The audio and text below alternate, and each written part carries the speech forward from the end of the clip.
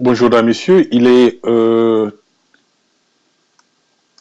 13h25 ici à Toronto. On est le 11 mai 2015. On va vous lire vos commentaires. Le commentaire, c'est sur cette dépêche. James Kabarebe est formel. Le Banyamulenge n'existe pas. Ce sont des Rwandais opportunistes et complexés. On va voir comment est-ce que vous entrez dans le système. Combien est-ce qu'il y en a donc depuis ce matin, sur les 1800, sur les 1826 qui se sont déjà connectés depuis ce matin, la plupart des gens ont lu ces commentaires. Beaucoup ont lu ces commentaires. James Kabarebe est formel. Voilà, ça continue. Il y a un autre qui vient juste de rentrer. Donc, il y en a beaucoup qui disent.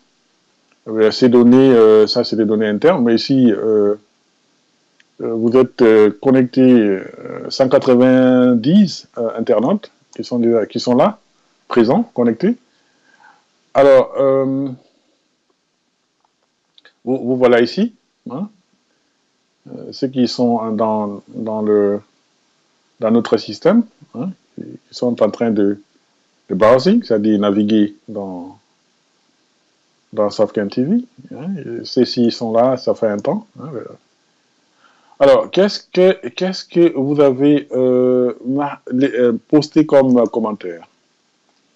Alors, vous avez lu, n'est-ce pas, cette dépêche. On va aller aux commentaires. Voilà, le premier commentaire, c'est de Justin Cac-Lul. Qu'est-ce qu'il dit? Il dit « Ouvrez ces liens et vous découvrirez davantage ». Donc, il nous suggère ces liens. Sûrement, si vous y allez, vous aurez peut-être des compléments d'informations sur ces sujets. Donc, ce sera intéressant de vous connecter. Ensuite, qui d'autre? Mbari Mbazi Manzi, il dit no comment, donc il n'a pas de commentaire.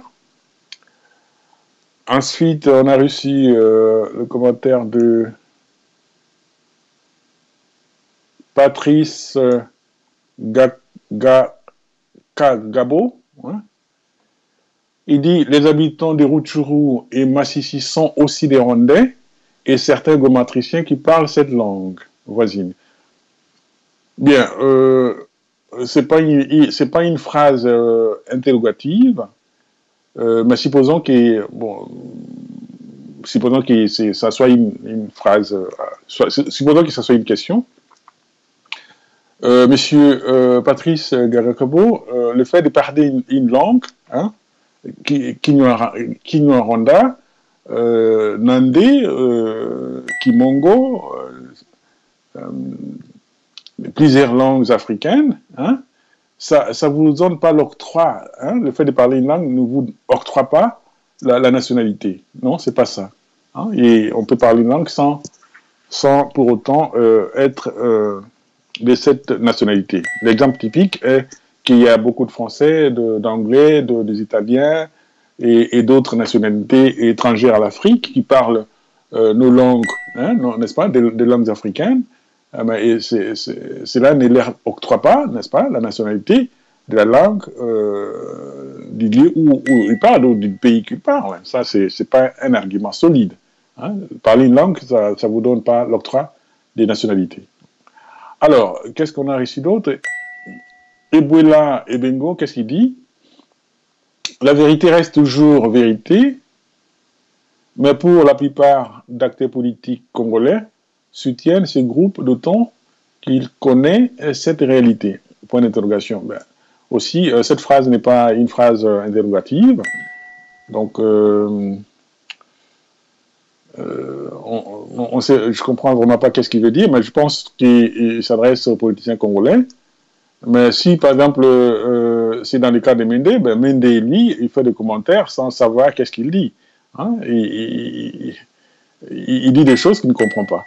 Hein. Et quand il s'agit de dire des choses sérieuses, il ne dit mot. Hein. Regardez, les bornes frontalières du Congo ont été déplacées là où elles étaient, à l'intérieur du pays, c'est-à-dire à l'intérieur du Congo, à 300 km à l'intérieur. Mais Méndé n'a pas dit mot. Hein. Mais écoutez, M. Méndé, même si vous n'avez pas dit, mais un jour, quand le pouvoir sera aux mains des Congolais de souche, ces frontières, ces bornes seront remises là où elles étaient auparavant. Hein, point barre. Donc, ne vous en faites pas, faites ce que vous voulez, vous êtes corrompu jusque du pied à la tête, hein, parce que quand il s'agit des Rwandais, vous ne parlez rien. Cela veut dire que vous avez des affinités, il y a quelque chose de louche entre ces gouvernements actuels du Congo et le Rwanda, et Kagame, n'est-ce pas? Parce que c'est pas normal, c'est pas du tout normal.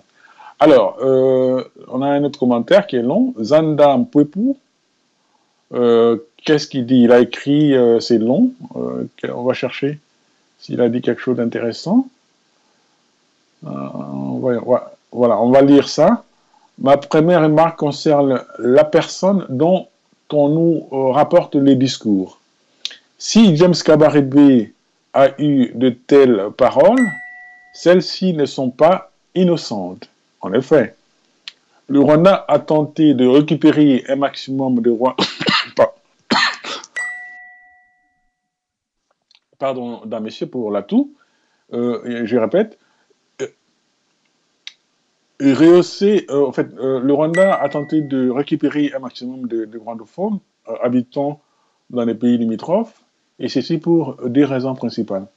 Rehausser le pourcentage de Tutsis dans la population, vu les génocides dont ils ont été objets, mais le génocide dont Kagame lui-même est l'auteur, hein, tout le monde le sait, à moins qu'on soit aveugle.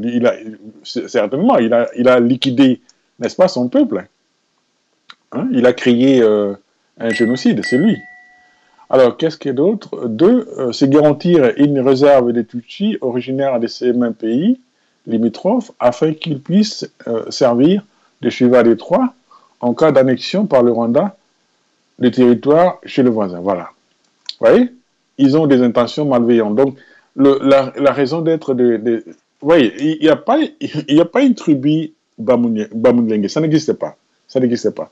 Nous avons réussi chez nous les Bazombo de l'Angola, des Sénégalais, tout le monde, des Maliens, tout et tout. Quand ils viennent chez nous, ils ne créent pas d'autres, de nouvelles tribus.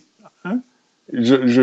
Pas que je sache, je ne connais pas une tribu créée au Congo par des Sénégalais. Ça n'existe pas. Donc, ils sont venus au Congo pour travailler, n'est-ce pas, pour leur bien et le bien de leur famille. Mais ces gens-ci viennent au Congo, non pas pour travailler, mais ils cherchent à s'accaparer des terres. Vous voyez? Donc, les Congolais doivent faire très attention, n'est-ce pas, à ces gens-là, qu'on appelle des Tutsis. Il faut faire très attention avec ces gens-là. De toute façon, James Kabarebe lui-même est Tutsi. Vous avez entendu qu'est-ce qu'il a dit? Alors, le dernier commentaire, c'est des Nyantanyoma Delphin. Ben, lui, il nous a suggéré aussi un lien. Donc, il est intéressant de visiter ces liens. Alors, c'est la fin de vos commentaires. Hein, on est arrivé à la fin. Ce que nous devons dire ici, appeler à M. Méndé, hein, de dire à Méndé de bien lire. Je demanderai à M. Minakou, hein, le président du Parlement actuel, hein, d'expliquer à Méndé qu'est-ce que ça veut dire ça. Hein, un Tutsi rwandais, n'est-ce pas, James Kabarebe, dit ça hein, d'une façon claire. Il dit le Banyamulenge n'existe pas, ce sont des Rwandais opportunistes et complexés. Voilà. Il a tout dit. Il a tout dit. Donc, nous ne refusons pas les Tutsis chez nous. Mais ces Banyamulenge qui sont au Congo, ils doivent rentrer chez eux au Rwanda. S'ils ont l'intention de venir, n'est-ce pas, au Congo, ils doivent rentrer en bonne et due forme, demander un visa. On va les octroyer des visas.